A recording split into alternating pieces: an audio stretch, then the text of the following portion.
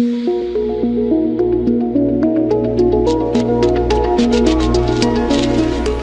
Friends, welcome to Madhuja. ये है माधुजा के स्टूडेंट्स अमृता, शीतल और ये द्विजा।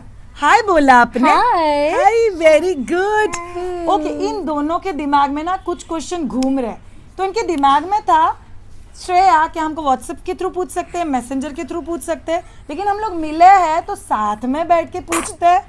औची हुआ आपको? Very good. चलो साथ में बैठ के पूछते हैं। तो शीतल और अमृता बोलो, क्या क्वेश्चन है आपका? फर्स्ट ऑफ ऑल तो बहुत लोग घर वाले बोलते हैं, बहुत लोग बोलते हैं वन साइड में सोते हैं तो सिर पचक जाता है, चपटा हो जाएगा, राउंड शेप नहीं रहेगा। तो इसकी वजह से फ्यूचर में जाके ब्रेन डेवलपमेंट पे कुछ प्रॉब्लम होगा, कुछ असर होता है, ऐसा कुछ है? ओके, घर वाले जो बोलते हैं कि राउंड शेप नहीं होगा तो इशू हो सकता है। शीतल, एनी क्वेश्चन जो आपके दिमाग में आता है एज अ फादर? शेप को लेके ही है कि जैसे बोलते हैं कि अरे इसका एक साइड का सिर का हिस्सा अंदर दबा हुआ है, वो अभी कब बाहर आएगा, नहीं आएगा, या अच्छा दिखेगा, नहीं दिखेगा। और आप लोग ध्यान नहीं दे रहे हो। हम लोग ध्यान नहीं दे रहे हैं। फिर वही है राइट आप।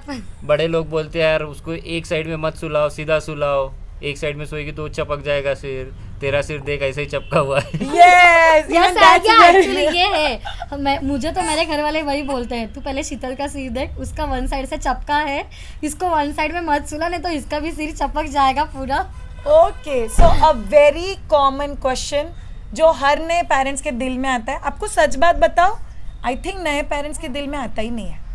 घर वाले जो क्वेश्चन पूछ रहे उससे डाउट दिल में आने लग जाता है, का कीड़ा घुसता है मन में और फिर सोचते रहो, फिर गूगल आता है बीच में। अरे ये तो पॉइंट रह गया, फिर गूगल आता है बीच में। सो इन सारे क्वेश्चंस के जवाब हम लोग जानेंगे इस पर्टिकुलर वीडियो में। Let's go ahead. Hi friends, Sheetal और अमृता के जो कुछ बेसिक क्वेश्चंस थे उसके बारे में हम लोग जानेंगे इस पर्टिकुलर वीडियो में। फर्स्ट क्वेश्चन, श्रेया बच्चे का सिर एग्जैक्ट राउंड शेप कब से लेगा?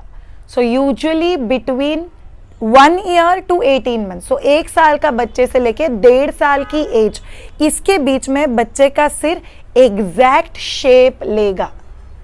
सेकेंड थिंग, बच्चे का सिर एग्जैक्टली चपटा क्यों होता है? ये इंपॉर्टेंट क्वेश्चन।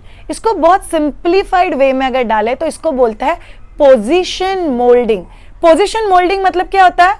आप किसी चीज का मोल्ड बना दो, उसमें कोई चीज डाल दो जो उसका शेप ले लेगा, वो चीज मोल्ड की तरह बन गया। तो बच्चे के सिर के जो बोन्स होता है वो बहुत सॉफ्ट होता है और वो पोजीशन मोल्डिंग के लिए डिजाइंड है। What do you understand by this? आपको पता है बच्चे को जिस छोटी सी जगह से बाहर निकलना है, इसीलिए बच्चे के हेड के जो सारे बोन्स है वो ओवरलैप होता है और फिर बाहर निकलता है। ये ओवरलैपिंग के लिए बच्चे के बोन्स को पोजीशन मोल्डिंग दिया गया है, स्पेशली हेड रिलेटेड बोन। आपको इस चीज में क्या चीज ऑब्जर्व होता है? जब भी बच्चा पोजीशन मोल्डिंग होता है, बच्चा डिलीवर होके बाहर निकलता है, आपको ऑब्जर्व होगा बच्चे को यहाँ पे सॉफ्ट स्पॉट है। सो बच्चे का ये सॉफ्ट स्पॉट क्यों है? बिकॉज यहाँ पे सारे बोन्स साथ में आ रहे हैं बट उनका कंप्लीट फिक्सिंग नहीं हुआ है। तो baby's head shape will take approximately 1.5 साल तक हो जाएगा। तो आपको अगर 2 महीने का बच्चा है, 4 महीने का बच्चा है, तो मत सोचो अभी ये शेप तो लाइफ टाइम रह जाएगा, तो वो शेप चेंज होते रहेगा। ओके, नेक्स्ट थिंग, क्या बेबी का हेड ये लाइफ टाइम ब्रेन डेवलपमेंट का इशू है? या जैसे अमृता ने पूछा कि इससे मेरे बच्चे को लाइफ टाइम के लिए कोई फर्क या कोई प्रॉब्लम होगा क्या? तो नहीं होगा। मेरे गाल पे यहाँ पे पिंपल है, क्या ये मेरे को लाइफ टाइम प्रॉब्लम देगा? नहीं देगा। This is a cosmetic issue. मेरे आईब्रोज थोड़े बड़े हैं, ये मेरी लाइफ को प्रॉब्लम देंगे? नहीं देंगे। This is a cosmetic issue. So बच्चे का जो शेप है ये एक कॉस्मेटिक इशू है, तो वो कॉस्मेटिक वे में हम लोग करेक्ट भी कर सकते हैं। अब जानते हैं बच्चे के चपटा क्यों होता है। सो चपटा होने के कुछ बहुत सिंपल वजह है। Usually first very important reason is birth. बच्चे का डिलीवरी जब भी होता है तभी ये इतना ज़्यादा सॉफ्ट है। अगर सिजेरियन डिलीवरी है तो जिस हिसाब से डॉक्टर ने हैंडल करके बाहर निकाला, तभी किसी स्पेसिफिक जगह पे अगर प्रेशर पड़ा है तो वो जगह चपटा हो सकता है। अगर नॉर्मल डिलीवरी है तो बर्थ कनाल से निकलते वक्त अगर बच्चे ने सेल्फ एडजस्टमेंट किया हुआ है तो हेड का शेप चेंज हो सकता है। बाय द टाइम डिलीवरी के वक्त अगर कुछ कंसर्न था, जैसे फोर्सेप डिलीवरी करना पड़ा, वैक्यूम डिलीवरी करना पड़ा, डॉक्टर ने कुछ इंस्ट्रूमेंट यूज किया, तो बच्चे के सिर के कुछ हिस्सा फ्लैट होने की पॉसिबिलिटी है। डिलीवरी के बाद क्या क्या वजह हो सकती है? ब्रेस्ट फीडिंग, ये बहुत मेजर वजह है जिसकी वजह से बच्चे का सिर कभी कभी एक तरह से फ्लैट हो जाता है। जैसे मैं नई मदर हूँ and I am breast feeding my child like this, अगर मेरा बच्चा आधा घंटा एक ही पोजीशन में ब्रेस्ट फीडिंग कर रहा है जो नॉर्मल है, तो ऑब्वियसली ये चीज़ फ्लैट हो जाएगा। इसको करेक्ट कैसे करेंगे हम लोग डिस्कस करेंगे, don't worry about it. Next time जब भी हम लोग ब्रेस्ट फीड कर रहे हैं तभी यहाँ से कर रहे हैं तो वो बैलेंस हो जाता है। बट देयर आर मदर्स जिनके दूसरे ब्रेस्ट से दूध बहुत कम आता है, तो उनका एक ब्रेस्ट से ज़्यादा ब्रेस्ट फीडिंग होता है। सो ऐसे मदर्स के केस में अगर एक जगह से ज़्यादा ब्रेस्ट फीडिंग चल रहा है तो वो जगह फ्लैट होने की पॉसिबिलिटी और भी ज़्यादा है। बहुत सारे कल्चर्स में कहा गया है बच्चे को कंपलसरी सीधा सुलाओ, तो बच्चे को सीधा सुलाने की वजह से बच्चे के पीछे का हिस्सा बहुत बार फ्लैट पाया गया। सो बच्चे का बैक साइड फ्लैट होना इज वेरी कॉमन। बाप रे, लेफ्ट में सुलाओगे तो लेफ्ट चपटा हो जाएगा, राइट में सुलाओगे तो राइट चपटा हो जाएगा, सीधा सुलाओगे तो सीधा चपटा हो जाएगा। तो सुलाए कैसे, ये हम लोग सोल्यूशन में डिस्कस करेंगे। Next thing that all of you should know, आपको पता है बच्चे के पूरे बॉडी का जो वजन है उसमें सबसे ज्यादा weight is over here, shoulder के ऊपर बच्चे को सबसे ज्यादा वेट होता है। इसीलिए आपको रियलाइज होगा बहुत छोटा जब बच्चा होता है तभी नेक ड्रॉप करता है। आप लोग इधर भी लोगे तो घर वाले बोलते हैं नेक को ज्यादा संभालो, बिकॉज यहाँ पे बहुत वजन है। अभी सोचो बच्चे को आपने अगर सीधा सुला दिया है, अगर सबसे वजनदार हिस्सा यहाँ पे है तो बच्चे का सबसे ज्यादा प्रेशर कहाँ पे रहेगा? यहाँ पे रहेगा। बच्चे का वेट पूरे बॉडी में डिस्ट्रीब्यूट ही नहीं हो रहा है। तो यूजुअली 3 से 4 महीने के बाद जैसे ही बच्चा नेक और शोल्डर कंट्रोल कर पाता है तभी बच्चे का वेट फुल बॉडी में डिस्ट्रीब्यूट होता है। सो बच्चे का वेट जैसे ही बहुत अच्छे से डिस्ट्रीब्यूट होने लग गया वैसे बच्चे का हेड फ्लैट होना कम हो जाता है। So that's a very important trick जो जैसे बच्चा बड़ा होगा वैसे मैनेज हो जाएगा। अब हम लोग जानते हैं वो क्विक 5 सॉल्यूशंस जिससे आप लोग इंश्योर कर सकते हो कि बच्चे का सिर का जो शेप है वो राउंड रहे। Equally distribute breast feeding. अगर बच्चा लेफ्ट से 20 मिनट फीड कर रहा है तो ट्राई करो बच्चा राइट से भी 20 मिनट तक फीड करे। 5 मिनट आगे पीछे फर्क नहीं पड़ता है, बट आप लोग को ध्यान में रखना है कि बच्चा दोनों ब्रेस्ट से फीड करे। अगर बच्चा एट वन टाइम एक ब्रेस्ट से फीड कर रहा है तो नेक्स्ट टाइम इंश्योर करो कि बच्चा दूसरे साइड से भी फीड कर रहा है। इससे सबसे अच्छा बात क्या होता है कि बच्चे के हेड का जो शेप है वो बैलेंस रहता है। दूसरा चीज जो आप लोग as a home remedy as a trick use कर सकते हो, अगर आज आप लोगों ने बच्चे को ऐसे सुलाया है बेड के ऊपर, सो बच्चे का सिर इस तरफ है, कल आप लोग बच्चे को रात में सुलाते हो तो ऐसे सुला सकते हो। सो सिर जहां पे था वहां पे पाव है। परसों रात को वापस बच्चे को ऐसे सुला सकते हो, तरसों रात को वापस बच्चे को ऐसे सुला सकते हो।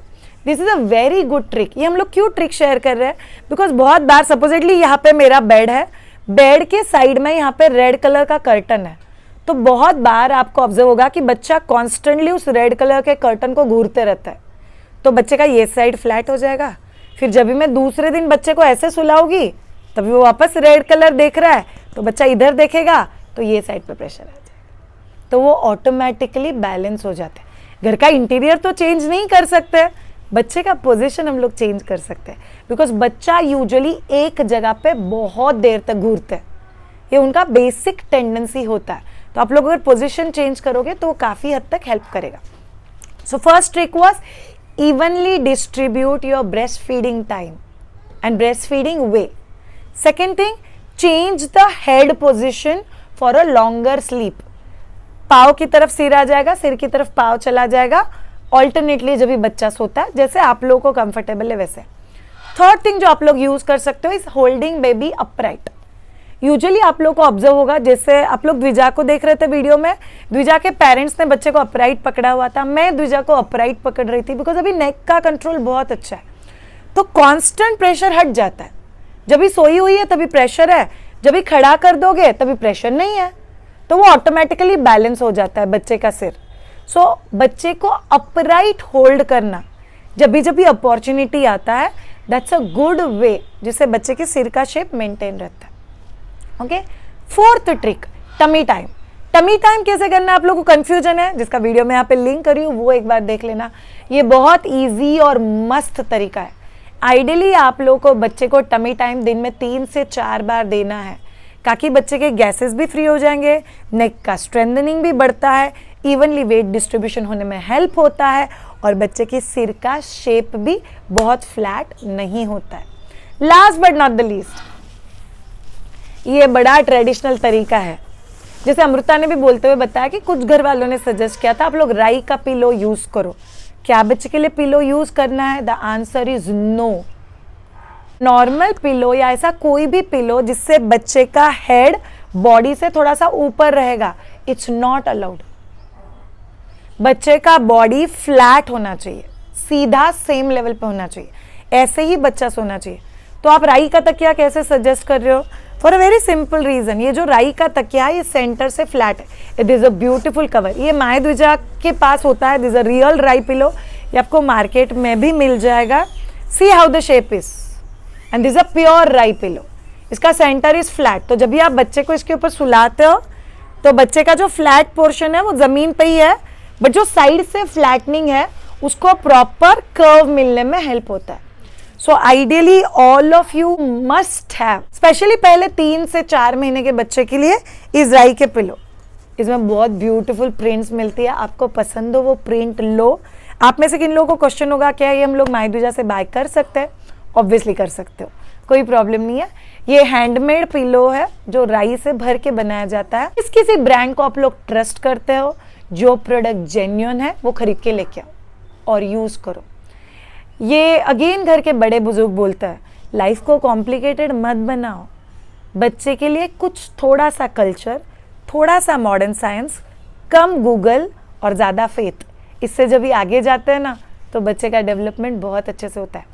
आप दोनों का सिर अच्छा है? हाँ अच्छा है।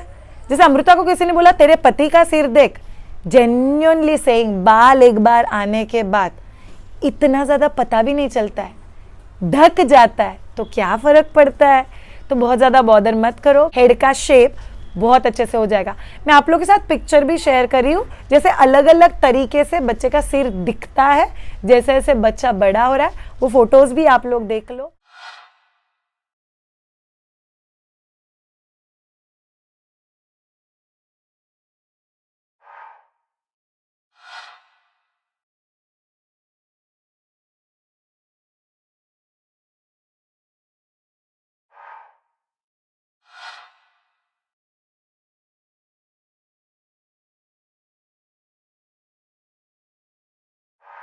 और पीसफुल पेरेंट्स रहो।